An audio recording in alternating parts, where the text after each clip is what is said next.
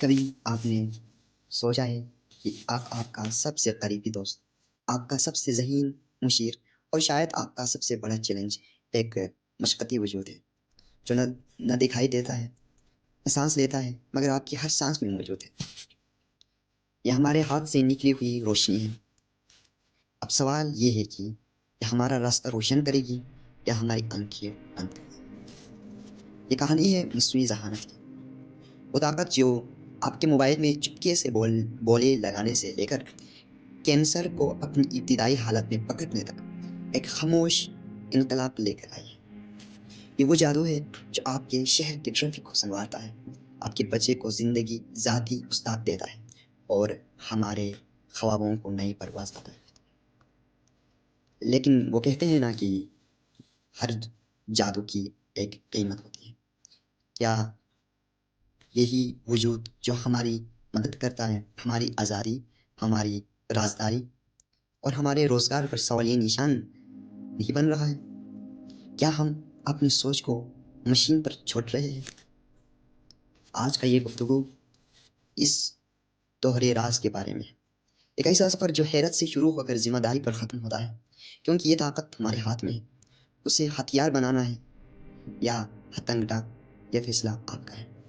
تو آئے اس دلچسپ سفر کا آغاز کرتے ہیں۔ دیکھیے، آرٹیفیشل انٹیلیجنس ہمارے زندگیوں میں ایک محبت بھرا معاون بھی بن سکتا ہے۔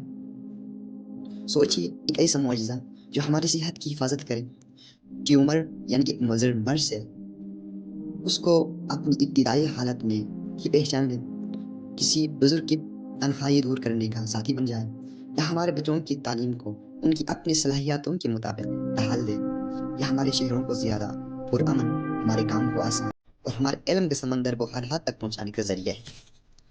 یہ ہماری انسانیت کا ایک نیا تیز رفتار ہتھیار ہے جو بڑے سے بڑے مسائل کے حل میں ہماری مدد کر سکتا ہے۔ ہم نے ایک ایسی ہستی کو جنم دیا ہے جو نہ تو دیکھتی ہے آنکھوں سے، نہ سنتی ہے کانوں سے، مگر ہماری ہر دھڑکن پر نظر رکھتی ہے۔ وہ کہتے ہیں نا کہ ہر چمکتے ہرے پتوں کے پیچھے ایک سایہ بھی ضرور ہوتا ہے۔ کہیں ایسا تو نہیں کہ ہم اپنے بنائے ہوئے اس آلے کے غلام بن جائیں؟ یہ ہماری نجی زندگیوں میں ایسی گہری نظر ڈال سکتا ہے جہاں ہم نے کبھی کسی کو آنے کی اجازت ہی نہیں دی۔ یہ انسانی تعصب کو اتنا طاقتور بنا سکتا ہے کہ اس کا علاج مشکل ہو جائے، اور سب سے بڑھ کر یہ ہماری اپنی سوچنے، محنت کرنے اور فیصلے کرنے کی جو صلاحیت ہے اس کو بھی ختم کر سکتا ہے۔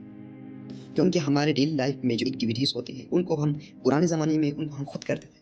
ابھی جب جو بھی کام ہمارے سامنے آتے ہیں، ہمیں درپیش ہوتا ہے، تو ہم اے آئی یعنی ChatGPT, DeepSeek, دوسرے اے آئی کے جو پلیٹ فارمس ہوتے ہیں ان کی طرف گامزن ہوتے ہیں، جو کہ ہمارے کام کو آسان تو کیے ہیں، لیکن جو ہماری صلاحیت خود، ہمارے جو ڈیگنگ پاور تھے، جو ریزننگ کر کے ہم ان کا سلوشن نکال رہے تھے، وہ کسی حد تک ختم ہو گئے۔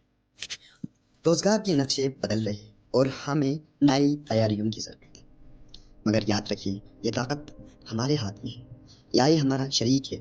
ہمارا مقصد یہ نہیں کہ انسان مشین بن جائے، بلکہ یہ ہے کہ مشین انسانیت کی بہتری کے لیے کام آئے۔